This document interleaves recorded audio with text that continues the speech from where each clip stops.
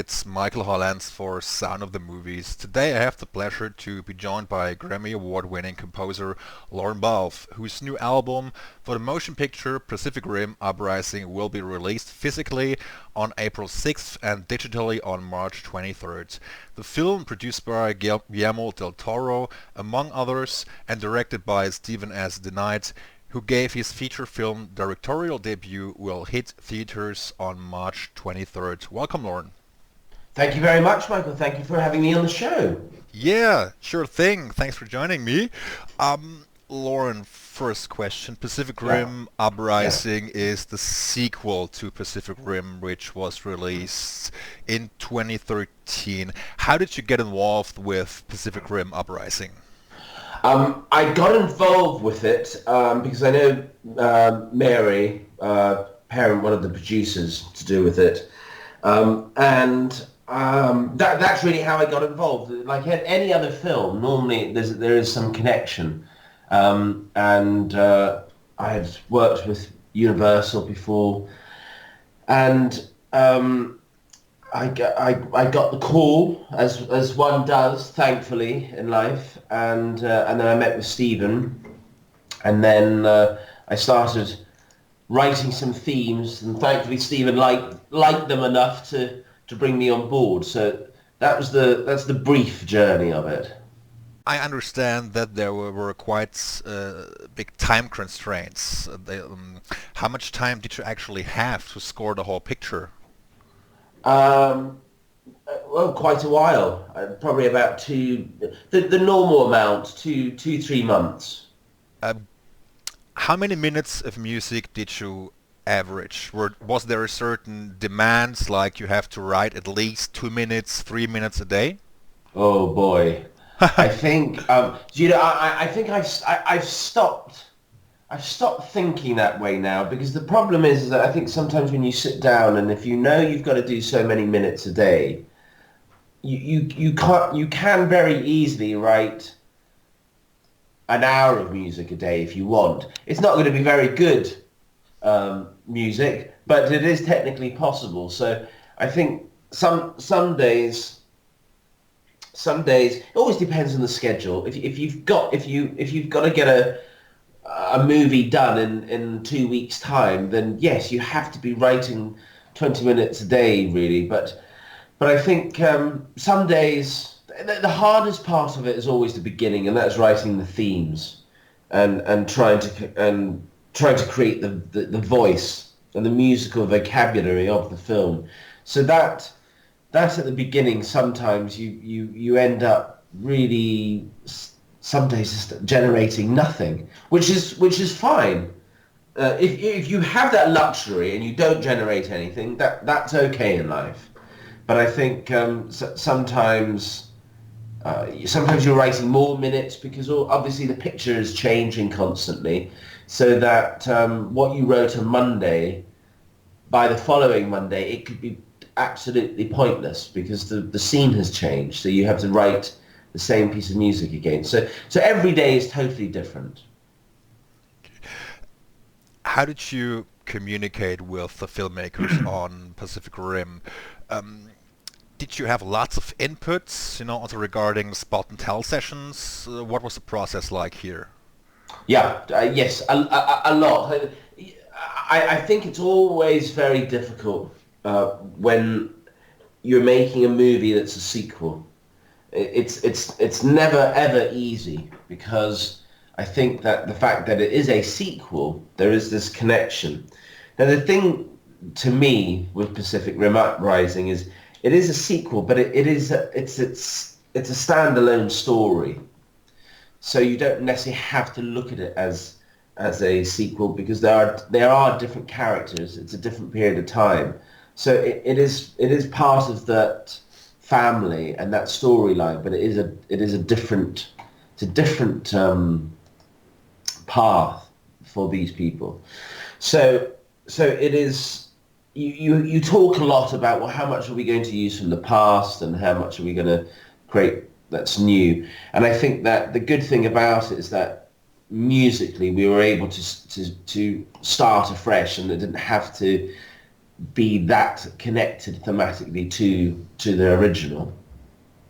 Okay. Actually, you just mentioned that. I was going to ask about this as well because Ramin Djawadi scored the first Pacific Rim, Yeah, and there is a remix of one of his cues on the new album, The Go Big or Go Extinct.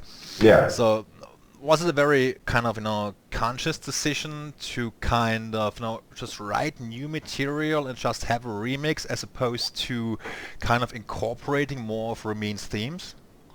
I think, here's the thing, and I think that it's always a difficult one because I think, especially with a film like this or anything, like when I worked on Terminator, you end up with people kind of talking about the themes and the music, and you've got to remember that there's a bigger picture. There's the actual movie, and you've got to write music that's right for the movie and not write what you think is right, i.e. having themes. And when you use those themes, they've got to mean something. So I think that with the original theme, when we use it, it's for when you watch it, you'll see why. It's not just a case of randomly using the theme, because again, it is a different story.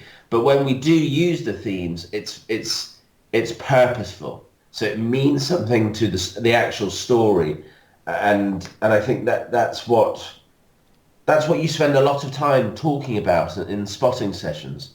And I think that it was the same with the Terminator. We wanted to use that theme properly and not just use it because it is the theme, use it for when it meant an emotional beat was occurring.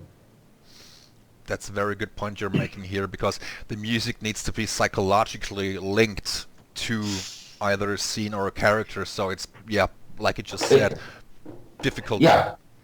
No, it is difficult, and I think that you can look at it with many films, the same with the James Bond world, and I think that I think how the Bond theme has been used very recently is very clever because they've held it back, and when it is used, it as you say, it emotionally hits you instead of just being wallpaper.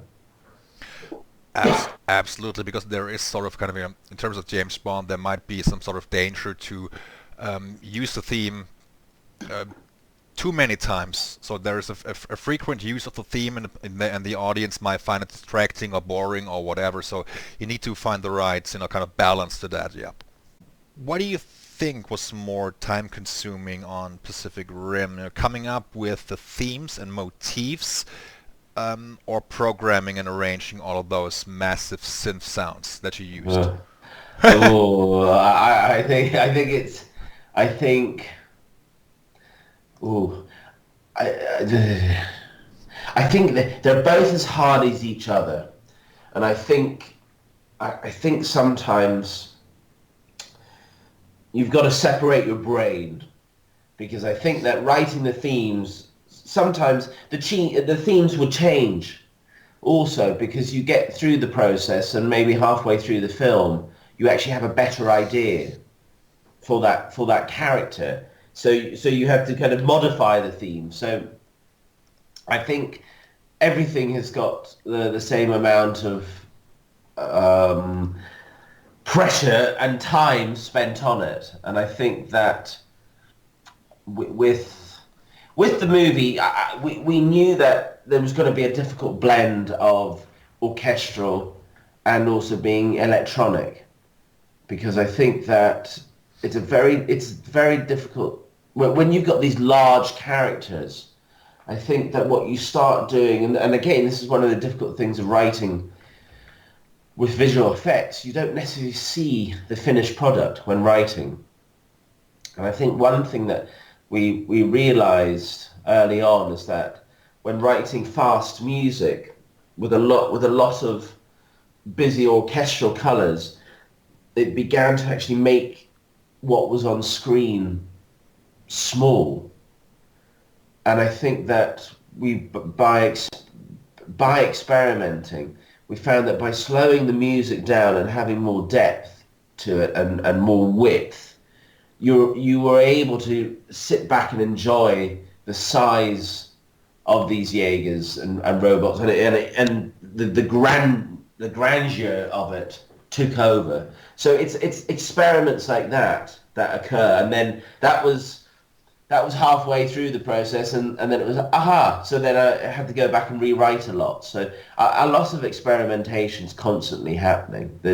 Sometimes on a project you're able to sit down right from the beginning and know clearly what the path is, but that doesn't always happen. And it's the same with writing a script. Not every film is made. That script that was printed out on day one isn't always the same script that you end up with at the end. One of the themes and or cues that stood out for me on the album was Shao Industries, Yeah. which had some almost industrial-like synth sounds, pretty heavy on the electronics, which I think is almost my favorite piece on the entire album. Do you Oh, have, good. yeah, uh, do you actually have a favorite cue of your own, which you wrote for this film? No, I think I kind of I don't think I generally have any favorite music that I have written really, because I weirdly associate memories of, if I'd had about an hour longer I would have changed this or I would have changed that. So it's always difficult to kind of have strong feelings regarding it. I think as the composer, I think I'm always fascinated when a composer talks about his or her music and discuss their favorite pieces of music that they've written, because I find it's a long process writing those cues, and it becomes into a scenario where you're trying to name your favorite child. You put a lot of love into it and time, and you can see there's flaws with it, and how things change, because sometimes you write something and it doesn't end up that way in the movie. It's what that composer creates is out of their control.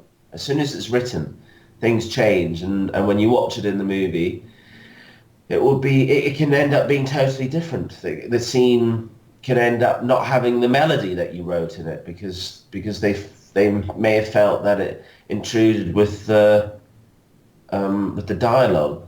I think one of the hardest cues on it was the whole Shatterdome attack, Yeah. and that from day one had always I always find there's one problematic cue in a movie, and the problematic cue is always down to a problematic scene. Normally, I find, and it's and I mean problematic. It means that there's difficulties with the structure of it or the flow of it, and Shatterdome Attack was one of those scenes, because it's very, very difficult, because it's going back and forth, and you've got to keep people's attention, and you've got to keep the story going, and sometimes when writing it, the music can also start highlighting certain points that maybe editorially it should be changed also. So that was a very, very difficult scene. And also long scenes are always difficult to keep the attention span going. So that was a difficult one, and I think that one had been going on right from the beginning. But I think it's anything. It's the same as Rise to the Jaegers. I always love the beginning of a movie, and that's why weirdly enough, that's why I got into writing movies, because as a child, my memory is that excitement of when the lights in the cinema go down, and the beginning of the movie starts, and you see Warner Brothers Yeah. or Paramount or Legendary or Universal. These come up, and there's this music telling you what you are going to experience the next hour and a half, 2 hours. So it's I still get excited by writing that opening cue. Right, because it sets the tone for the movie. It tells the audience, or it indicates what you can expect, in terms of the mood and all that. So it's very important. Yeah, and I think also you have that world now where the debate could be a song because the song can bring you into that world higher. So I think that it's just that is always enjoyable writing the opening sequence because then you can just you let the audience into this private world and say here you're going to go on a ride. Lauren, perhaps you could give me some details and insight on how you work with your music team as well, because if I'm not mistaken, Clay Duncan was back as a score programmer. Yeah. How do you usually work? Do you like write a cue and he adds a certain sound to it, or what's the process like?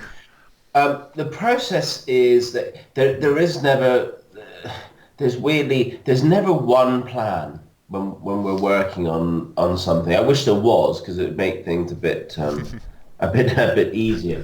But I think that I'm always interested in the way record production has always been how it used to work when there was an actual record industry, but the whole concept of collaborating with people, and I think that I always find I think that the orchestra is its own beast, and it can create so many different colours and so many different textures. And I think that also the electronic world is just as exciting and limitless, really. So when we started Pacific Rim, I knew roughly the type of sonic world that I wanted to see if Stephen and the team were actually going to like or not. And I knew that I wanted to go for that kind of an industrial electronic punk sort of sound. So I started writing and presented it to them, and thankfully it was liked. But I had a great team on, and Clay Duncan was one of them, and John Ashlew was on it also. And John I've worked with quite a few times, and really and a fantastic programmer Ed Buller also. And I think that what I love experimenting with is writing sometimes a fully fledged orchestral cue, and then seeing what it sounds like to have that cue totally electronic, and that's some of the experiments that we do, and to see how it sounds, and new colors get created, and it starts different conversations. So the work process is, yes, I write it, and then depending on time and how much experimentation you have, then the guys will work on it and send back, and then you have this glorious amount of audio that you get to then experiment with, that then creates new ideas. It's like anything. It's like when you work with a musician. Programmers to me are musicians. They bring to the table that their expertise, but their performance, even though it's an electronic sound, I think it is a performance. So that's what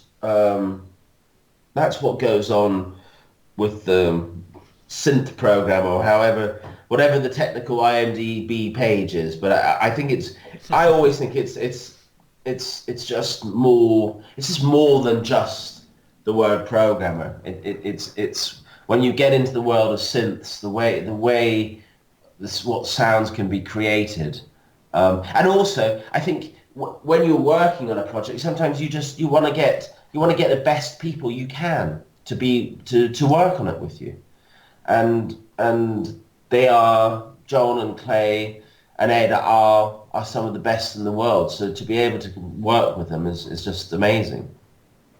Speaking of recording, you went you went to Vienna Yeah. for recording, and just like Hans Zimmer was already there at Vienna scoring stage, Harry Gregson Williams was there.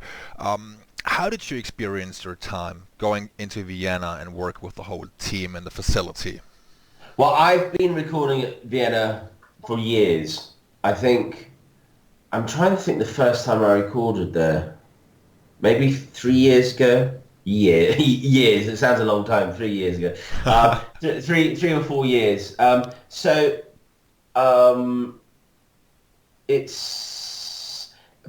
firstly, it's an amazing studio. It is. I think it is one of the best in the world. And Vienna, I think it's a place that has so much deep history to do with music. Yeah. And weirdly enough, it makes sense that people are now recording there. Film schools. These musicians are amazing, and that's why I've recorded quite a lot there. I record the Ron Howard TV show Genius there, Yes.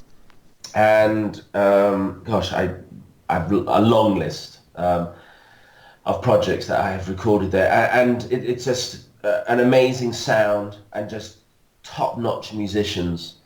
And also, I think sometimes why it's great also is because unfortunately the reality is sometimes picture changes happen, Yeah. and you are writing whilst they are recording sometimes, which was happening with this. So that's what happens sometimes. So the time difference is quite a good thing, because you're able to be writing, and then whilst they're recording, it's night time, so you're able to kind of, with a bleary eye, get through the session and then start writing again. So Vienna is up there with one of my favorite orchestras, and they're just a great team. Great. In terms of album production, how much influence did you actually have on Pacific Rim when it comes to the whole album, the structure? Did you get to pick cues? Did you say, well, I want this on the album, or was this on this film out of your hands? I think it depends. If you think it was a good album, then I'll take full credit for it. No, I always get involved with the album, because I think it's a very difficult thing. I struggle with the concept of, I'm the first to admit, I struggle with the concept of soundtrack albums, because I always feel that you are missing the main event. You're missing the dialogue which sits on top of it. And that piece of music has been written around dialogue. And I think unless you're very lucky to be able to have the likes of John Williams and where these pieces of music for Star Wars are standalone pieces of art. It's like going to an opera. You don't necessarily need to understand what the words are. You can hear, you understand the journey in that music. So a lot of the time, you have to make changes because there's a dialogue line and they don't want the melody there, so you can't have the melody. So I'm always, it's a very difficult thing, but I always look at it and try to go, okay, well, what is the journey of the film? Some people always want the music in order of the movie. I don't see why. I think it's if you're taking that music away from dialogue and from picture, then you've got to stop worrying about how it's presented, because it's already a different beast. So I try to look at it as what is that experience, what is the listening experience of it, and what is how are we introducing our themes to the audience. So that's how I look at it. So Yeah, I think it takes a long time, and I think that I bet. because you got to go and you got to keep listening to it. That's the only way you figure out what your running order is, and things like Shatterdome attached. I don't know. I think it's 7 minutes, Yes, but yeah. I think I think in the film maybe it's 9 minutes, 9 or 10 minutes, the actual scene, and but musically I don't think it works. So I think you spend time removing some of it, and of course some people don't like that, but you're never going to appease everybody. That's the No, thing. no way. And there's always going to be somebody saying, well, that's not how I heard it in the movie. Nine times out of 10, that is not how you heard it in the movie because it's recorded with stems and the mix will constantly change in that. I think some people still think that that one, two stereo file sits in the movie. It doesn't. It's a wide mix. And the percussion is sometimes made louder because it's fighting against sound effects. So very rarely what is in that movie is on that actual album sonically because it has to be modified because of sound effects. That's just what happens. And that's why they spend months mixing Yeah. film scores. So the running order of it, yeah, I always find very difficult, and I look at it as what is an enjoyable. Well, I'd like to think it's enjoyable listening experience, and I think that's one of the many things I learnt from Hans working for him for many years was the attention to detail that goes into creating that soundtrack. Yeah. Um, you you have to invest time into it, and the running order is the least of the problems. Yeah. Then it gets mastered, and that changes the sound of it.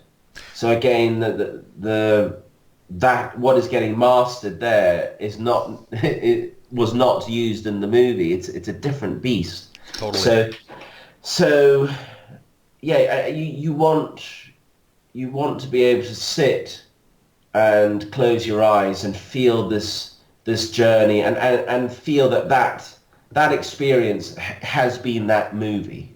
But it is hard, and sometimes you get it right, and sometimes you don't. Yeah. But I think that again it comes back to that you can't please everybody, and sometimes it's. I just released a score to a TV show called Marcella, and that some people won't like it because it's not necessarily melodic, but the show was not meant to be melodic. You can't be melodic. It's a different subject matter. And to me, when making that album, it's very difficult because you're trying to kind of separate this experience from what you were doing when you were writing to picture. And because sometimes writing to picture, one simple tone or one simple texture or a drone that's very minimal can make that scene become so powerful. But as a standalone piece, some may regard it as the most boringly painful piece of music known to man. So it's very difficult. Totally. I mean, sometimes a score album is indeed arranged chronologically. Then on you know on a different occasion you get two pieces of music which are put together, and one is presented at the first half of the film, the other one in the center of the film, and then they're mixed together and they sound good. And sometimes you don't even notice these pieces are put together. So I think some fans sometimes dislike the lack of material. I mean, sometimes they feel like the best portion of the score was not included on the album, so it's always Yeah. it's very difficult. And for instance, Inception, Yeah. which you also produced. Uh, I love the film, I love the score, but I also felt that the album was just a bit too short. Um, Quite a few pieces which stood out in the movie did not make it to the album, and then afterwards they were released digitally. Yeah. uh, Yeah. Luckily, but I would have loved to have had them on the album. Yeah, yeah, and I know in particular the ones you're talking about. It's yes. The tricky thing is that um, it to us didn't flow as its own experience, and there's no other way to kind of justify it. It just as that experience, they just didn't seem to work, or it sidetracked this thought. So I know what you mean. It's a difficult one because I think it's far easier now because it's something that I try to do when I have time, which is rarely, but when I do have time, I do try to put cues up on my website because it doesn't cost anything to do it apart from just time. But I think that there are going to be those situations where you can't fit everything on onto the album.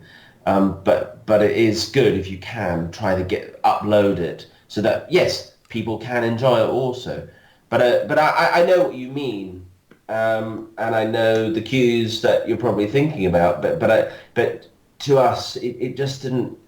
It interrupted the kind of the big arc to it, and there had to be sacrifices. And listen, it's the same as songs, and some people will get mad when a soundtrack is released because they it's just the songs from the movie and Yeah. not the score. And then other times round, people will moan that the songs haven't been released, and you read on iTunes some of the comments, and it's like, I wanted to hear the song at the opening of the film, not all this orchestra rubbish. So there's always going to be a battle. Yeah, totally. I mean, but there are also quite a few examples where there's a full score release, and there were two or three great songs in the film, and they didn't include them on the album. Yeah, But it's also, if I'm not mistaken, of course, a financial dilemma because you have to buy the rights to play the songs. And I think it also, it costs more money or an additional amount of money to also put them on the album. So yeah, it's it's yes, it's a difficult yeah. process, and I think most people don't realize or don't know anything about this.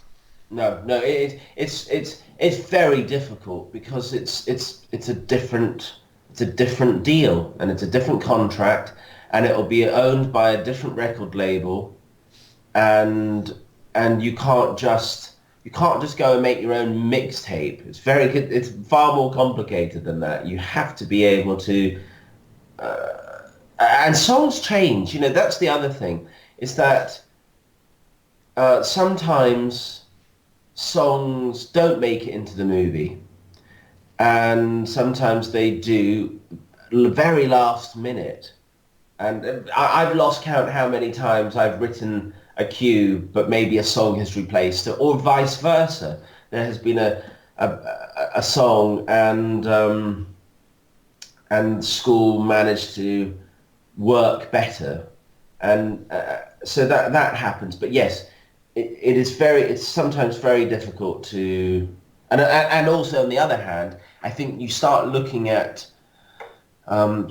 albums that have soundtracks with songs, and they will probably, I think I'm right in saying this, but they probably sell far greater than the actual the underscore albums. So sometimes when a film comes out, they want to purely release the songs. because it's a marketing product. Yeah, totally. It's a business, and I think sometimes they run the numbers on try to figure out break even point or whatever. So it's it's always, I think it depends on the executives and on the the record label. So it's a very difficult process and more than meets the eye. Absolutely. Oh yeah, and I think yes, because there is a reason that I probably when you think about the best-selling as a business, the best-selling soundtracks are the likes of The Bodyguard and Dirty Dancing, and I think Saturday Night Fever is one of the top ones also, and they're song-based. Um, so Yeah. but it's a different time now because also now digitally you can simply upload to Amazon or iTunes and sell. So it's a difficult one. It's like I went through it with Ghost in the Shell. I was Yeah. very proud of that score but there was unfortunately just a lot of complications. So it couldn't get released. So it's just there's a lot of business. Yeah, totally. Yeah, unfortunately, there is no score release, physical release for your No. Ghost in the Shell. Sometimes that just happens, and I think for me as a the film score buff and film score lover, it's a business decision, and we the fans and everybody, we just have to take it for what it is. Sadly. Um, and I'm a collector and I love CDs. I like to have the physical release, Yeah. and others prefer the download. But I also understand there's also a flip side to the coin. I totally understand if a record company says, well, we are trying to save some money, so we put it out digitally, and we don't have to foot the bill for CD production and Yeah. the cases and whatever. So Yeah. it's all about the But yeah, yes, and in the phrase "in the ideal world" is a very common used phrase with film music because in the ideal world we would have everything physically released, but unfortunately people aren't buying it, and I've always enjoyed a physical release of an album because I love reading about everybody that's worked on that music team. same I here. love I love seeing the orchestra. I love seeing where it's recorded. I love seeing who's mixed it or produced it. It's all those people in that album never get their name at the end of the film Yeah, because there's just not enough space. So that to me is an important completion to this soundtrack totally, journey. totally. But unfortunately, the maybe the film music community is to blame also because they're just not buying the physicals. So it's hard. It's not a charity. It is a business, and these record labels there's getting fewer and fewer of them. They can't just release them because of a small few. They have salaries to pay, and it is a business, and I get it, and I think it's a shame. And I think that's why a lot of time composers, it's great when maybe it's not right to say this, but I think it's great when they do unofficial promo CDs Yeah, because at least it is getting it out there, and the hard effort that sometimes in a movie 100, 150 people have worked on. So yeah, it is difficult. totally. And like you just said, I mean, I also love holding the booklets in my hand, and checking the orchestra and the arrangers and conductors or whoever worked on it. And when you download, maybe for instance Amazon, wherever, you not necessarily get a digital booklet. And No, no, but that's just generally. I bought a great album yesterday by a band called The Editors, yeah, I'm trying to find out who mixed this album. I can't, and who worked on it, and I can't find it, and there is no album sleeve info about it. So, but I think coming from the art, I hate the term the artist, but coming from the creative side, it's also great for everybody to get full credit. And going back to what you were talking about, the team thing, so many people never get credit in the movie because they don't give the music enough allocation, so it's very difficult. But my whole team um, is very important to the whole project. Whether it's Max and Stefan who are not programming, but arranging on it, and Shane orchestrating, and Queenie who's project managing the whole show. There's a massive team involved with it, which kind of can get forgotten about. So I think it is great to have that on paper, old-fashioned wise, on paper. Sure. You know, the digital or digitalization is not always a good thing. It's not necessarily a good thing because like some details just gets buried, and but apparently many people prefer having a digital album as opposed to buying the real thing. Yeah. And but having a big record collection takes up an enormous amount of space. Mm-hmm. Yeah, but interestingly enough, vinyl sales are now higher than they were. I can't remember what it was, 15 years, 15 Yeah, totally, years ago. totally. So it things are changing. It's like any trend. So yeah, I think things will change, and but the fact of the download is that it's just simply far easier and more accessible. But yes, it is annoying not to have those sleeve notes. You're absolutely right about that.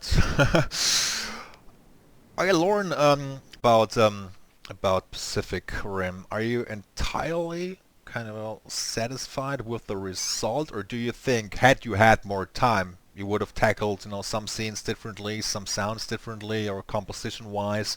What do you think?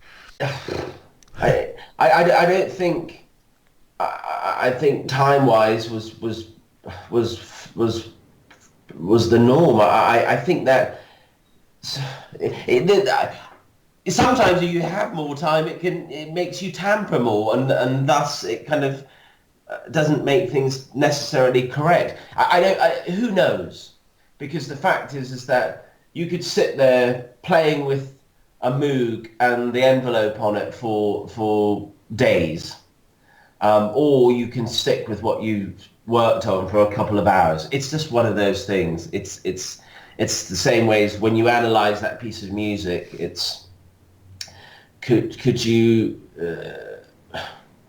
there's I don't think there's never going to be perfection, because there's always a different way that the musicians could have performed it, and I think that you've just got to sit back and watch the scene, and just say, is this working to the scene, and is it telling the story, and do your best. I think that any composer that says that what they've written is perfection is a bit egotistical. Because there are always factors. You could be writing something, and also people have input. Many people have input into this process of writing music. So somebody working on the film may say, I don't like that. So you discuss why, and you make changes. So it's a very collaborative process. But Totally. I'm happy with it. I think that, of course, there's going to be a few that will get angry with me that I didn't use the theme enough. But that really that's their own opinions, and to us at least, we use the themes like any other film. Gosh, I think we had the same with Ghost in the Shell, with the concept of the original theme. You have to kind of use it. If it's not right in the movie, you can't use it. It's not an academic thesis, this, about if themes have to be used. It's what is right to the film.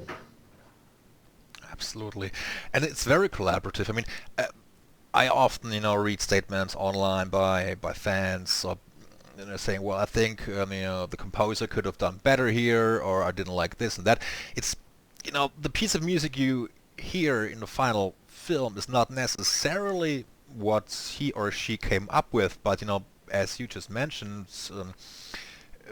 producer might have said, "Well, I don't like the percussion, I don't like the strings, I would like more woodwinds or whatever." Yeah. So it's ideas get tossed around, and at the end of the day, you certainly have to find a common ground. And Yeah, yeah, yeah. Listen, it's as simple as, sometimes you could be writing something for, let's just say, a period-based military scene with an army, which is you could look at it and say, okay, trumpets, that's very military-like, snare drums, and your director can go, I hate trumpets and snare drums. It's okay. You have to modify it. This is you have to be able to think of the bigger picture, and I yeah, think that that's something. I have many examples of it's not just that, the way movies are made. Sometimes marketing is very, very important with movies now, and I think that there's a lot of people working on these movies, and also movies get tested.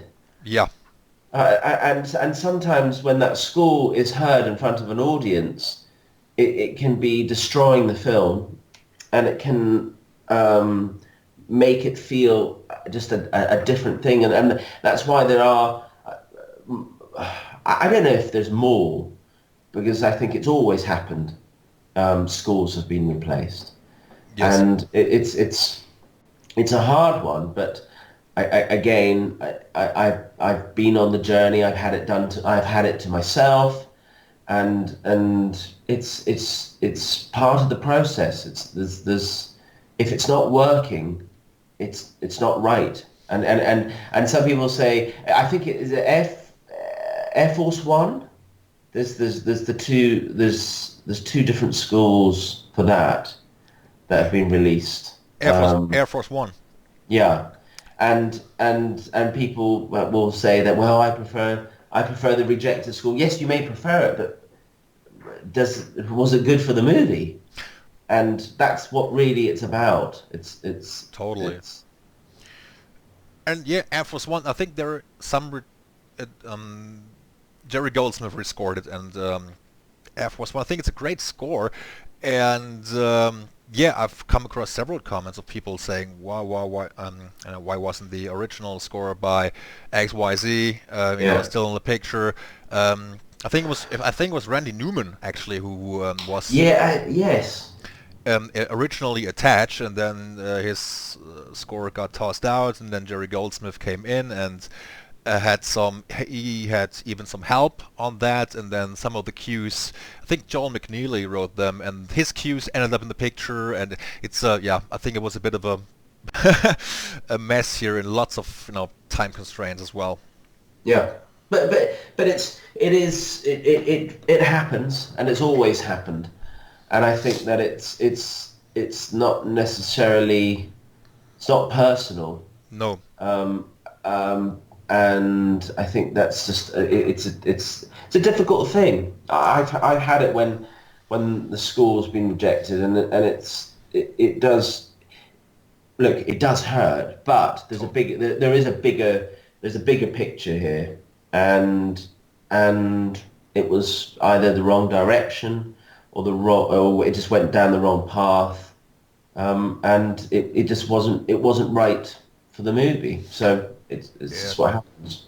and also in terms of, I think it's hard to please everybody when, so many people are involved, director, executive producers, and so on and so on.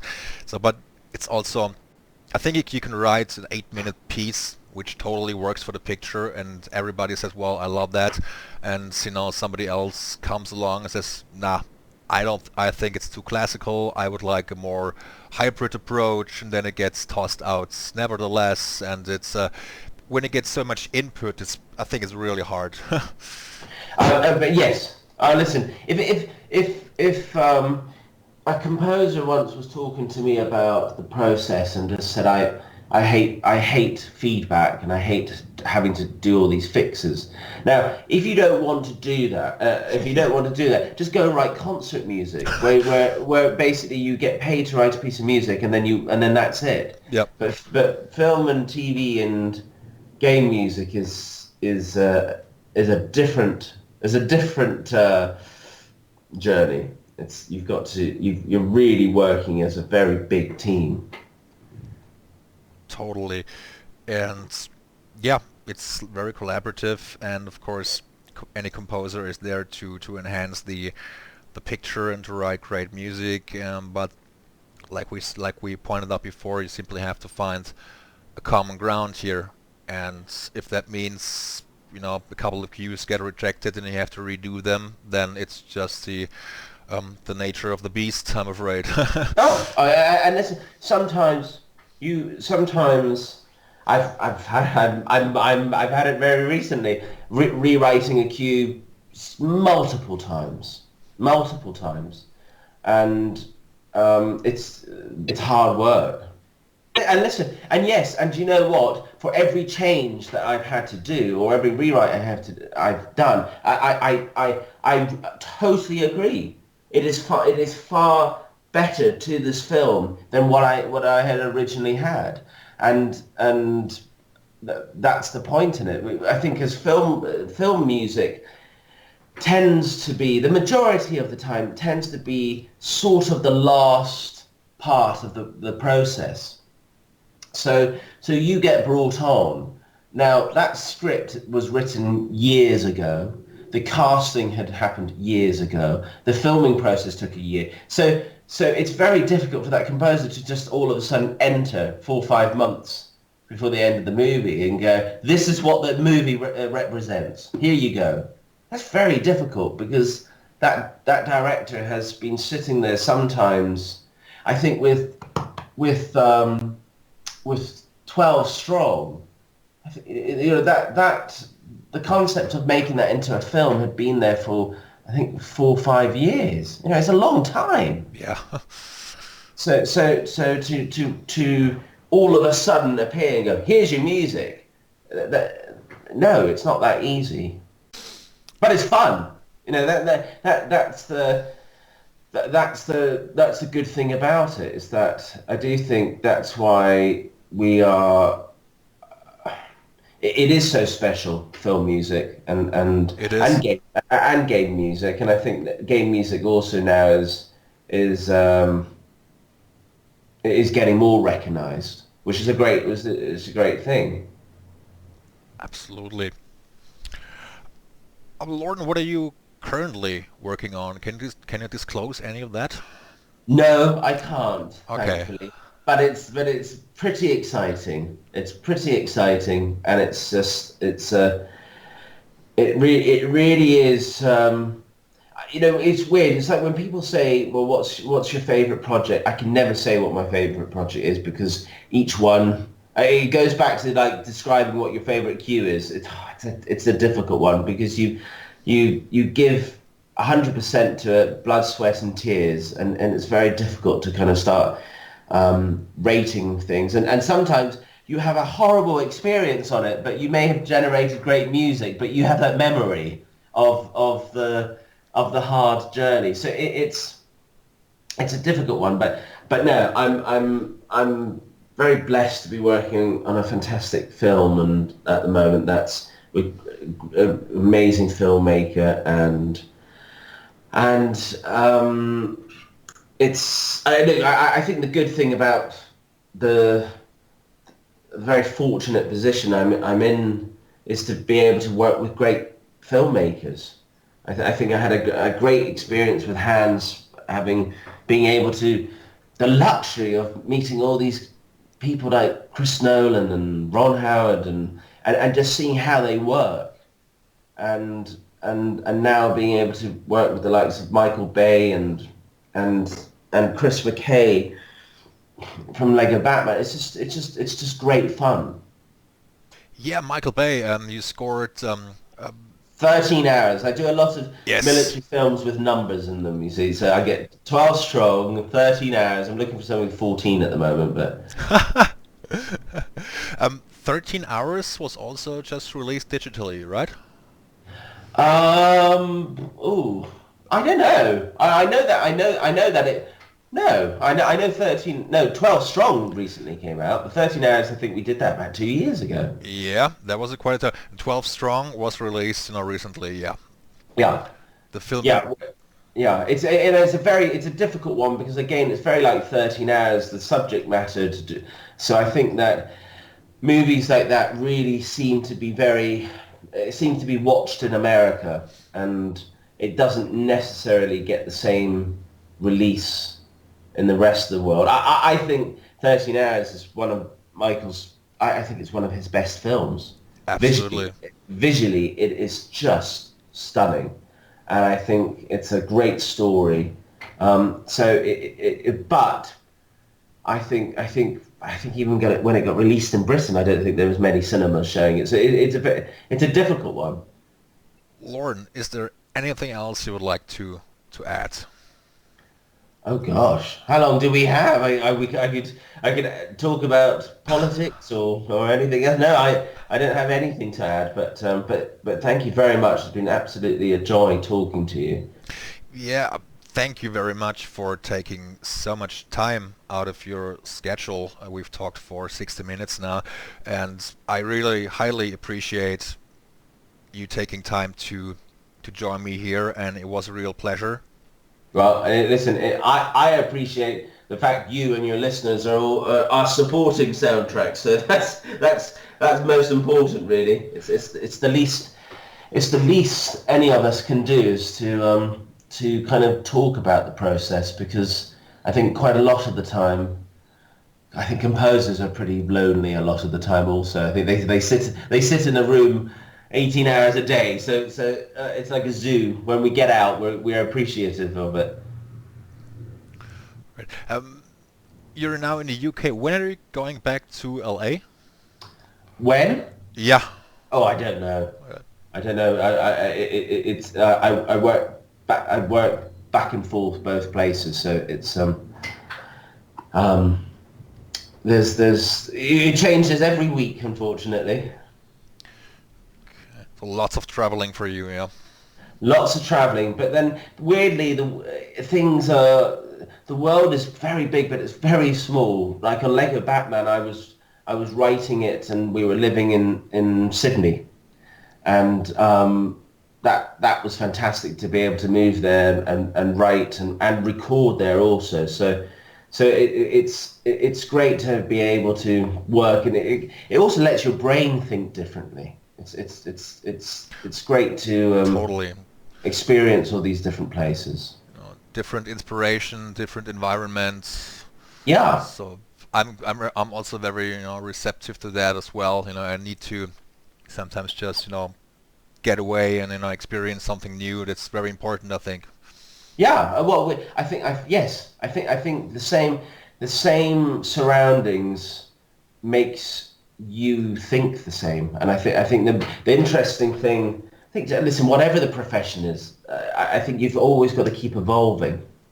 And I think that weirdly enough, I was thinking about that. I was listening to a couple of I was watching a couple of favorite films of mine from like the late 80s, and I thought, gosh, I wonder what happened to that composer, Yeah. because they were busy and doing every single movie, and then it stopped. And I've always kind of wondered why that happens sometimes. And I think the ones that are still working now are the ones that have evolved. And it's the same as any form of business. You have to evolve. And you can't just keep writing the same style of music. You've got to change things. And that's why I try to never do the same genre of movie in a row, at least in the same.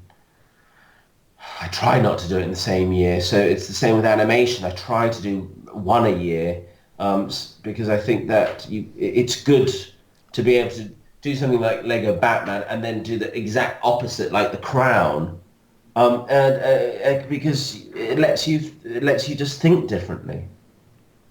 Absolutely, it's very true. Couldn't agree more. Thanks again for taking the time, and I My really pleasure. loved it. And I hope you have a good time in the UK. And Yes. lots of luck with with the new projects. And talk soon. See you soon. Thank you, Lauren. See you soon. Thank you, Michael. Thank you. Bye bye. Bye.